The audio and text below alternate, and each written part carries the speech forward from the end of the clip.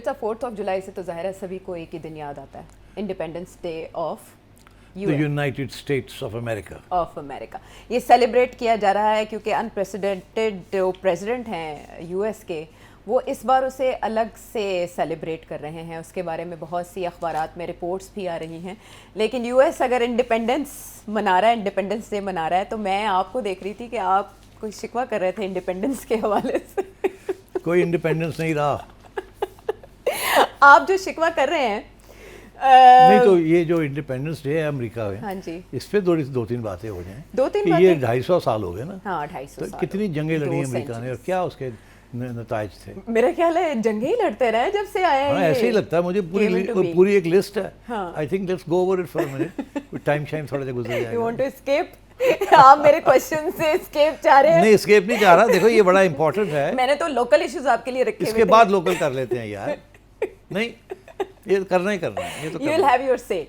I will have my say. ये we have to do this. अच्छा हाँ देखिए तो ये लोगों को पता चले कि ये अमेरिका इतना बड़ा इंपीरियलिस्ट नेशन है। बड़ा जमहूरी बनता है, ये बनता है, वो बनता है। और जितनी जंगें इसने की हैं किसी और ने नहीं की। सारे मिला के इतनी जंगें नहीं की जितनी अमेरिका ने लड़ाइयाँ झगड़े किए हैं हर जगह पे जाकर। और ये 18वीं सदी से शुरू हुए हैं। हाँ। पहले इन्होंने 1775 में बरतानिया के साथ लड़े जी, अपनी आज़ादी ली बरतानिया से जी। वो भी एक कॉन्फ्लिक्ट था, जंग थी पूरी। और उसको ये अमेरिकन रेवोल्यूशन कहते हैं।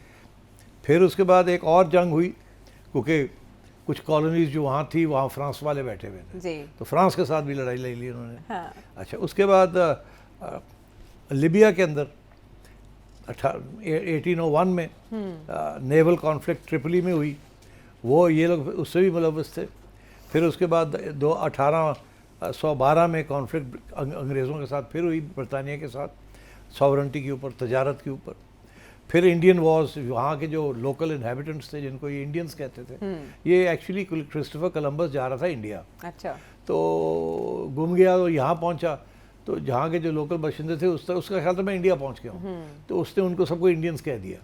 और actually they were not Indians, they were American tribes, red Indians. Well उनको रेड इंडियंस इसलिए कहा जाता था, the colour of their skin अच्छा was little reddish, but they were not Indians. अच्छा तो फिर उनको साथ सारी ज़मीन तो उनके पास थी, तो उनके साथ इन्होंने जंगें की, उनको मारा, उनको एक्सटर्मिनेट किया, जेनोसाइड की, उनको धकेल दिया अपने लैंड्स में से। फिर फाइनली काबू करके उनको रिजर्वेशंस के ऊपर रखा और एक पूरी कौम को वाइप आउट कर दिया जिन्हें जो वहाँ के ओरिजिनल बाशिंदे थे। So that went on almost 70-80 years लगे रहे उसको।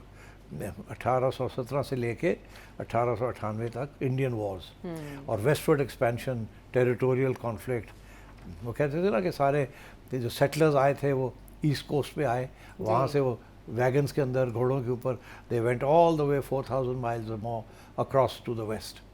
ज़मीनें लेते गए, साथ साथ स्टेक्स बनाते गए। तो रास्ते में इंडियंस थे कोट अनकोट, उनको इन्होंने एक्सटर्मिनेट किया। उसके बाद फिर इनका अमेरिकनों का मैक्सिको के साथ लड़ाई झगड़े शुरू हो गए। इन्होंने ये जो इस वक्त उनकी स्टेट है कैलिफोर्निया, न्यू मैक्सिको, टेक्सास, ये पहले मैक्सिको का हिस्सा थी, इन्होंने जंग करके वो छीन ली और अपना हिस्सा बना लिया। तो ये इजराइलीज जो है ना सबक कहाँ से सीखते हैं? अमेरिकन हिस्ट्री से। अच्छा फिर उसके बाद आपस में लड़ाई हो गई, सिविल वॉर हो गया स्लेवरी के ऊपर कि जी वो इब्राहिम लिंकन वगैरह कहते थे स्लेवरी नहीं होनी चाहिए, बाकी जो थे वो कहते थे स्लेवरी बड़ी इंपॉर्टेंट है। स्लेवरी इंपॉर्टेंट इसलिए थी कि सबसे बड़ी एक्सपोर्ट कॉटन की थी और उसके लिए स्लेव्स चाहिए होते थे to pick the cotton. So all the southern states wanted to have a monopoly over that. And they needed cheap labor and they needed the slaves to do that work. तो इसलिए वो फिर लड़ाई हुई, उन्होंने कहा हम नहीं छोड़ेंगे, उन्होंने कहा छोड़ो। बिकॉज अमेरिकन जो कॉन्स्टिट्यूशन है उसमें ये लिख दिया गया था कि all man are born equal. तो इसलिए उसके बाद प्रॉब्लम बना, तो इसलिए that was a civil war और वो भी 5-6 साल चला। उसके बाद इन्होंने स्पेन के साथ लड़ाई कर ली 1898 में, expansion into the Caribbean and Pacific. और फिर उसके बाद 1917 में वर्ल्ड वॉर 1 में ज्वाइन कर लिया और फिर वर्ल्ड वॉर 2 में आ गए 41 to 45। फिर 50 और 53 जब कोल्ड वॉर शुरू हो गई थी उसके बाद ये कोरियन वॉर में पहुंच गए, कोरिया पहुंच गए, वहाँ लड़ाई इनकी हुई कोरियन। फिर उसके बाद वियतनाम के अंदर ये पहुंच गए जनाब 1964 to 75 और 11 साल ये चलता रहा। उसके बाद गल्फ वॉर हो गई 1991 में, आपको याद होगा, George senior Bush, George Bush senior वो थे उस वक्त, और उसको क्योंकि इराक ने कुवैत का क्यों अटैक किया था सद्दाम हुसैन ने, तो ये सद्दाम हुसैन के पीछे पड़ गए। फिर 2001 में ये अफगानिस्तान पहुंच गए और अफगानिस्तान के अंदर 20 साल रहे, लड़ाई झगड़े करते रहे, और उसके बाद 2003 में ये फिर इराक वॉर शुरू कर दी इन्होंने। तो ये तो अब ईरान का, तो it's been an imperialist power, तो क्या ये सेलिब्रेट करेंगे history which is full of blood and genocides, और बनते हैं ये बहुत बड़ा डेमोक्रेसी के सिटाडेल, हाँ चैंपियन बनते हैं। और actually if you look at there track record, इन्होंने तो लोगों की लाशों के ऊपर अपना मुल्क बनाया। लेकिन ये 240 मिलिट्री इंगेजमेंट्स ये इस रिपोर्ट में ये लिखा हुआ है, और ये कि रिजीम चेंज में अमेरिका या मुलविस रहा या प्रॉक्सी इंगेजमेंट्स में रहा या इकोनॉमिक इंटरेस्ट थे या जियोपॉलिटिकल इन्फ्लुएंस था, तो ये तो ऐसे दिखाई देता है कि अमेरिकन पॉलिसी हमेशा इन्हीं चीज़ों के ताबे रही, चाहे जो भी प्रेसिडेंट आता रहा। तो अमेरिका के पेश नज़र बुनियादी तौर पर क्या था कि उसने दुनिया के ऊपर अपना इस्तेमाल रखना है, अपना कब्जा रखना है, और इसके लिए ये इंटरवेंशन ज़रूरी है। रिसोर्सेज इम्पोर्टेंट, कहते हैं कि 250 साल में कोई 500 से ज़्यादा मिलिट्री इंटरवेंशंस किए इन्होंने। टेरिटोरियल वॉर्स, ज़मीन कब्जा करने के लिए, conflicts, regime change, proxy engagement, securing economic interest और जियोपॉलिटिकल इन्फ्लुएंस, तो ये सारा कुछ मिला जुला था। एंड सो आई थिंक इससे ज़्यादा बंदा क्या कह सकता है। और अब वो एक स्टेज आई हुई है, जैसे अब लोग कह रहे हैं कि जिसे कहते हैं रिवर्स गियर्स लग गया, और ये ईरान वाली जो कॉन्फ्लिक्ट है, it is going to be the most significant conflict of the 21st century, and I think America की retreat is began. How long it will take, और भी मैं समझता हूँ लड़ाई झगड़े होंगे, वायलेंस होगी, कॉन्फ्लिक्ट होगी, एकदम नहीं कोई सुपर पावर अपनी चीज जगह छोड़ता। So that's why I think ये जो नेक्स्ट 10 years और 15 years are going to be very dangerous and insecure years. इसीलिए कहा जा रहा है कि rise of US and then slow decline, ये नहीं है कि इंटेंस है या नोज डाइव है।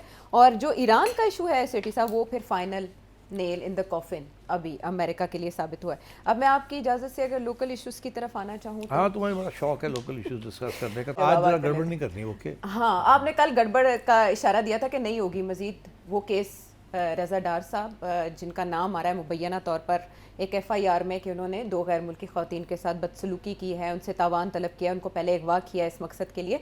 स्टोरी सिटी साहब उसकी बड़ी डायमेंशंस हैं, बहुत से नैरेटिव सामने आ रहे हैं, और ऐसे लगता है जैसे पैरेलल प्रोपेगेंडा चल रहा है, एक कुछ कह रहा है और दूसरा कुछ कह रहा है। और उसमें आपसे जब मैंने कल सवाल किया तो आपने कहा कि क्योंकि ख़वातीन मुल्क से रवाना हो चुकी हैं दोनों, तो उसके बाद ये केस दाखिले दफ्तर हो जाएगा, दब जाएगा। लेकिन आज पता चल रहा है कि उसमें मज़ीद अरेस्ट हुई हैं, 8 लोग टोटल गिरफ्तार हो चुके हैं, और उसमें जो मजिस्ट्रेट के सामने दोनों के बयानात हैं ख़वातीन के, वो भी सामने आ रहे हैं, वो तो होशरुबा हैं। उसमें क्वेश्चन मेरा आपके साथ ये है कि इसहाक डार साहब का नाम दानिस्ता गैर दानिस्ता तौर पर, इरादी गैर इरादी तौर पर आ रहा है सामने, चाहे ना चाहे। उनके होते हुए इस मामले में शफाफ तहकीकात का किस हद तक इम्कान है? देखिए, क्लियर बात अब तो समझ आ गई हुआ क्या। और उसमें एक रेप हुई है, और दूसरा जो मोस्ट इम्पॉर्टेंट फैक्ट है कि ख़वातीन पाकिस्तान से बाहर चली गई हैं जी। अगर इस केस ने आगे बढ़ना है संजीदगी के साथ, तो किसी न किसी स्टेज पे उनकी टेस्टिमनी, उनकी एविडेंस लेनी पड़ेगी। अच्छा, ये सिर्फ बयान जो है ना, ये 164 के अंदर और पुलिस के आगे FIR, उसकी कोई अहमियत नहीं है। इन्होंने जो FIR में या अपना 164 में इन्होंने नाम ही नहीं लिया किसी का जी, सिर्फ रज़ा डार का कि इसलिए कि उनको कोई लिंक था, कोई पॉलिटिकल उनका लिंक था। वो ये कह रही हैं कि उनके साथ उन्होंने ट्रस्ट किया उन पे, क्योंकि उनका ताल्लुक हुकूमत के साथ बज़ाहिर था। और जो रेप का चार्ज है वो उन्होंने अननेम्ड लोगों जी जी, नामालूम और कहा कि इतने थे, 4 थे, 2 से 3। जी जी। तो केस बनना बड़ा मुश्किल लग रहा है मुझे। इसके बावजूद कि DNA टेस्टिंग और फोरेंसिक्स के बाद इस्टेब्लिश हो जाएगा कि रेप हुई है, मगर किसने की है, उसकी क्या एविडेंस है? सबसे अहम एविडेंस तो उस खातून की होगी जो इल्ज़ाम लगा रही है। और डिफेंस वाले जो हैं वो ये कहेंगे अच्छा आप आएँ अदालत में हम आपको क्रॉस एग्जामिन करते हैं। अच्छा। ये उसका हक है कि आप क्रॉस एग्जामिन करें। वो कहती है कि फलाने ने रेप की है, उसका वकील कहता है आइए मैं हमसे कुछ पूछना चाहता हूँ, जिसे क्रॉस एग्जामिनेशन कहते हैं। वो तो है नहीं यहाँ, तो क्रॉस एग्जामिनेशन कैसे होगी? अब लोग ये कहते हैं जी जूम के ऊपर क्रॉस एग्जामिनेशन हो सकती है, क्योंकि इसके एग्जाम्पल्स भी हैं। जी। आपको याद होगा एक ज़माने में मंसूर एजाज साहब का केस चला मेमो था, केस था वो। Memo case. उसके अंदर भी मेमो केस। काजी फायद ईसा इन्वॉल्व थे उसमें। जी, कमीशन बना था उनका, कमीशन जी, बना था। उसको हेड कर रहे थे वो। और जूम के ऊपर कुछ बातें हुई। जी। ठीक, क्योंकि उन्होंने पाकिस्तान आने से इनकार कर दिया इनकार था, तो कर वीडियो दिया। लिंक पे उनकी स्टेटमेंट रिकॉर्ड। तो उनकी ले ली, मगर वो जी। फिर इट डिडंट गो एनीवेयर, क्योंकि वो उस तरीके से, मतलब इस जूम के ऊपर कितनी देर चलाएंगे आप? तो I think that's not going to be enough. क्या ये वापस आएंगी एविडेंस देने के लिए? I don't know. एक स्टोरी भाम जो पैदा करी है वो ये कि रज़ा डार के जो सोर्सेज हैं वो ये बता रहे हैं कि उनके साथ फ्रॉड हुआ है, जबकि ख़वातीन कहती हैं उनके साथ फ्रॉड हुआ है, या उन्हें बुला के इन्वेस्टमेंट के बहाने यहाँ कैद कर लिया गया और फिर उनकी फैमिली से तावान मांगा गया। अच्छा सेठी साहब, इसमें ये भी एक एलिमेंट आ रहा है सामने, जैसे इन ख़वातीन की तरफ से इल्ज़ाम लगाया गया रेप का और यहाँ से निकलने की कोशिश की गई। At the same time sources कह रहे हैं कि रिपोर्ट में एक खातून से ज्यादती भी साबित हो गई है। तो इतनी कंफ्यूजन जो नहीं आयशा, उसने तो अपने बयान में कहा है ना एक खातून ने कि फलाने की रेप हुआ, मेरा रेप नहीं हुआ जी, और वो करने वाले थे और मैंने चीखें मारी जी, तो आप ना करें। जी, दूसरी खातून ने क्लियर कह दिया अपनी स्टेटमेंट, क्योंकि उनके साथ रेप हुआ है। लेकिन इनका बयान तो है कि रेप हुई है जी, लेकिन डीएनए के बगैर अब वो हो जाएगा ना, डीएनए उन्होंने ले लिए हैं, वो आ जाएगी मेडिकल रिपोर्ट जी। और अगर मेडिकल रिपोर्ट कहती है कि नहीं हुआ कुछ तो फिर तो केस ही कोई नहीं बनता। ठीक, केस तो बनता है अगर रेप हुई एस्टैब्लिश हो जाए। तो मैं ये कह रहा हूँ कि ये बड़ा टेढ़ा सा ये केस है, अभी तक क्लियर नहीं है, बहुत सी बातें क्लियर नहीं है जी। अच्छा, मगर एक बात है जो मुझे थोड़ा सा उसने हौसला अफजाई हुई। अच्छा। ये हुआ कि जैसे ही एक खातून के वालिद ने डच एम्बेसी को फ़ोन किया और कहा मेरी बेटी जो है वो किडनैप हो गई है या उसको ढूंढें, तो उन्होंने आईजी को फ़ोन किया, पंजाब आईजी। पंजाब आईजी ने फ़ौरन इतला दी टू चीफ मिनिस्टर जी, और चीफ मिनिस्टर ने फ़ौरन मरियम बीबी ने फ़ौरन ऑर्डर किया कि उनको रिकवर करें और एफआईआर दर्ज करें और अगर ये इल्ज़ाम है तो चेक इट आउट। इसलिए वो एसएचओ साहब पहुंचे थे मजिस्ट्रेट के घर रात को कि जी आप हमें फौरी तौर पे मेडिकल की इजाज़त दें। जज साहब नाराज़ हो गए। अच्छा। जिस तरीके से एसएचओ ने ठा करके फलांगा उनकी दीवारें फलांगी और ट्रेसपास तो किया। अब एसएचओ भी तो प्रेशर में था ना from the chief minister and IG कि जल्दी करो। अपेरेंटली चीफ मिनिस्टर ने कहा 2 घंटे के अंदर अंदर इसको रैप अप करो, मुझे बताओ क्या हुआ है एग्जैक्टली, करो ये सब काम। अच्छा। तो अब वो फंस गए वहाँ, 2 घंटे में तो नहीं हो सकता था। तो ये फिर हुआ कि अगले दिन एसएचओ फिर पहुँच गया अदालत कि अच्छा जी मैं आ गया, तो आपने कहा था सुबह, उसने कहा चलो भाग जाओ, और उसने एक ख़त लिख दिया टू आईजी जिसमें उसने इल्ज़ाम लगाया एसएचओ के ऊपर कि इसने ऐसे मेरे घर में आके ज़्यादती की और इसको सस्पेंड किया जाए। तो पहले मैं ये समझ रहा था कि शायद एसएचओ ने कोई ऐसी चीज़ डिस्कवर कर ली है जो शायद कुछ शर्मिंदगी का बायस बने या प्रॉब्लम बन जाए हुकूमत के लिए, बट एक्चुअली उसको जो डिसमिस किया it was on the order of the magistrate, हाँ कि इसको हटाएं यहाँ से। तो वो तो फारग होगी बात। अच्छा। अब सो एक चीज़ तो इस्टेब्लिश होगी कि पंजाब गवर्नमेंट ने कहा कि करो, चेक करो सारा। अब और उन्होंने फिर अब गिरफ्तार भी किए हुए लोग, और आप कह रही हैं तो 4-5 और भी पकड़े जाएंगे। होता है ऐसे ही है ना, यार दोस्त होते हैं, कोई इसने इधर ये पूछा वो पूछा, पता लगा वो फलाने के घर गए थे उन्होंने भी पढ़ के ले आओ and so on and so fourth. मेरी जो असेसमेंट है कि एक तो ये ज़्यादती है कि इसहाक डार साहब का नाम आ रहा है। इसहाक डार साहब का बेचारों का क्या इसमें ताल्लुक है? अगर मैं एग्जांपल देता हूँ, अगर मेरा बेटा कोई जाके कुछ गड़बड़ करता है कहीं तो मेरी जिम्मेदारी उस हद तक है ना कि अगर मैं भी उससे मुलव्वस हूँ, तो अब अगर उसकी कोई चलान हुआ है उसका तो वो भुगते अपना चलान। लेकिन अगर आप किसी पोजीशन पे होंगे तो आप असरअंदाज तो हो सकते हैं। हाँ, अच्छा अब ये है कि जाहिर है कि प्रेशर तो होगा, मगर अभी कुछ लोग हैं ना जो कह रहे हैं कि इसहाक डार साहब को रिज़ाइन करना चाहिए। रिज़ाइन क्यों करें? रिज़ाइन का कोई केस नहीं बनता। ये तो ऐसे है जैसे चौथे मल्ले कुछ होया तो तुसी रिज़ाइन कर दियो। अच्छा। He is not his grandson's keeper. और फिर ये भी हमें पता है कि अली डार ने रज़ा डार को फ़ोन करके कहा आप पुलिस के वाले हो जाओ, तो भागने की कोशिश ना करो। So I think all in all government की तरफ से कोई ख़ास कोताही नहीं हुई।